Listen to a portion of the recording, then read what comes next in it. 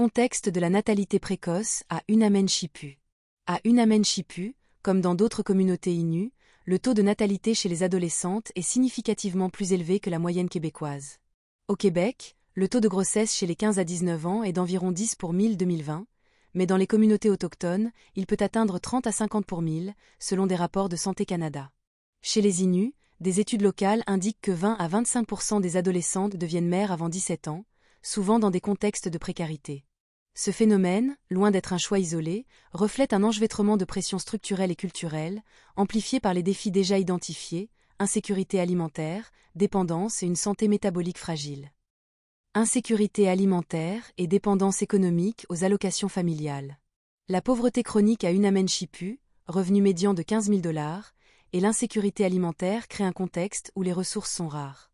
Dans ce cadre, les allocations familiales, pouvant atteindre jusqu'à 2 000 $ par enfant selon les programmes fédéraux et provinciaux, deviennent une source de revenus significative. De plus, avoir des enfants augmente les chances d'accéder à une maison, un besoin urgent dans une communauté où les maisons sont surpeuplées. Bien que rarement exprimée ouvertement, cette dynamique influence certaines adolescentes, souvent inconsciemment, à voir la maternité comme un moyen de sécuriser des ressources ou un statut social. Ce n'est pas un calcul froid, mais une réponse à un environnement de privation, où les opportunités économiques sont limitées. Cette dépendance aux transferts sociaux, bien que vitale, freine l'autonomie et renforce un cycle où les jeunes mères, souvent peu formées, restent vulnérables aux mêmes pressions que leurs aînés. Manque d'éducation sexuelle et d'accès aux services de santé. L'isolement géographique d'Unamenchipu, accessible par avion ou bateau, limite l'accès à des services de santé reproductive, comme la contraception. Les cliniques locales souvent manquent de personnel formé pour aborder la sexualité avec les adolescentes dans un cadre culturellement adapté.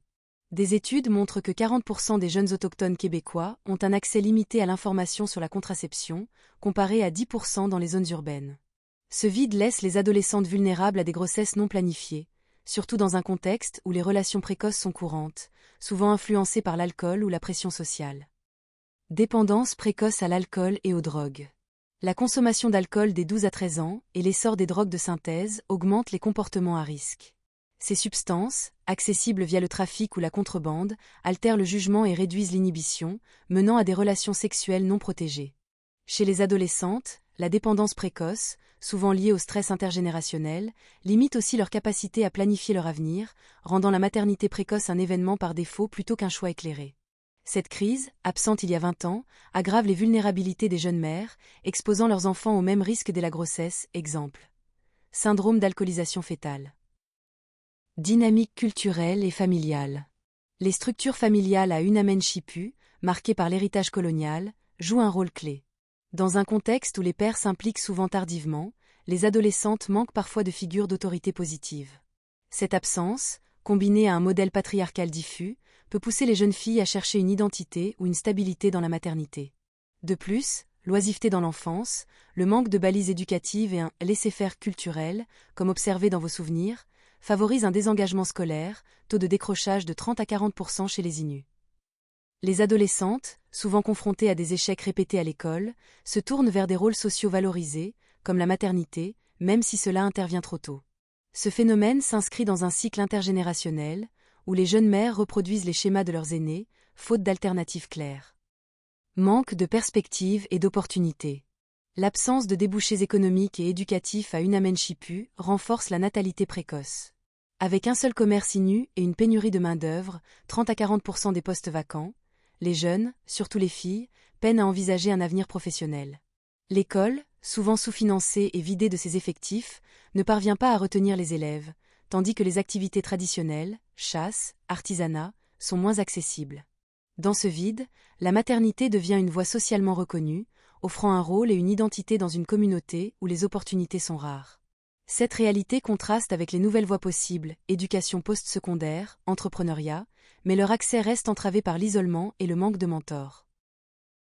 Stress intergénérationnel et héritage colonial. Les traumatismes liés à la colonisation, au pensionnat et à la sédentarisation forcée continuent de peser lourd. Les adolescentes grandissent dans des foyers marqués par le stress chronique, la pauvreté et les dépendances, ce qui altère leur santé mentale. Ce contexte favorise des comportements impulsifs, y compris des relations précoces, comme une quête d'échappatoire ou d'appartenance. L'absence de programme de soutien psychologique adapté, faute de personnel, laisse ces jeunes sans outils pour naviguer ces pressions, rendant la maternité précoce un refuge apparent, mais coûteux à long terme. Impact et lien avec la rupture sociale. La natalité précoce alimente le risque de rupture sociale évoqué précédemment. Les jeunes mères, souvent peu formées et confrontées à des grossesses à risque, peinent à briser le cycle de la pauvreté. Leurs enfants, exposés précocement aux mêmes vulnérabilités, perpétuent ce cercle vicieux. Cette dynamique surcharge les infrastructures communautaires, écoles, cliniques, logements, et accentue la pénurie de main-d'œuvre, car les jeunes parents, absorbés par leurs responsabilités, s'éloignent du marché du travail. À long terme, cette spirale menace l'autonomie économique et la cohésion sociale, renforçant la dépendance aux transferts sociaux et freinant des projets comme l'écotourisme ou les ententes avec Hydro-Québec. Pistes d'action. Pour contrer la natalité précoce, des interventions culturellement adaptées sont essentielles. Éducation et santé reproductive. Renforcer l'éducation sexuelle, avec des programmes scolaires et communautaires, et améliorer l'accès à la contraception via des cliniques mobiles. Soutien aux jeunes mères, offrir des programmes de formation et de soutien, exemple. Mentorat par des aînés, pour concilier maternité et éducation-emploi. Opportunités économiques. Développer des initiatives comme l'entrepreneuriat local, artisanat, tourisme, en valorisant les jeunes filles. Guérison communautaire. Investir dans des espaces de dialogue sur les traumatismes coloniaux, avec des thérapeutes inus, pour renforcer la résilience. La natalité précoce à Unamenchipu n'est pas un phénomène isolé, mais le reflet d'un engrenage où l'insécurité alimentaire, les dépendances, le manque d'éducation et les pressions historiques convergent. Loin d'être un simple choix, elle répond à des contraintes structurelles, comme la dépendance aux allocations familiales ou le manque d'opportunités, dans une communauté aux ressources limitées. En s'appuyant sur sa résilience, Unamenchipu peut transformer ce défi en opportunité. En offrant aux adolescentes des perspectives d'avenir, en renforçant l'éducation et en brisant le cycle des dépendances, la communauté peut non seulement réduire la natalité précoce, mais aussi poser les bases d'un avenir prospère, évitant la rupture sociale redoutée.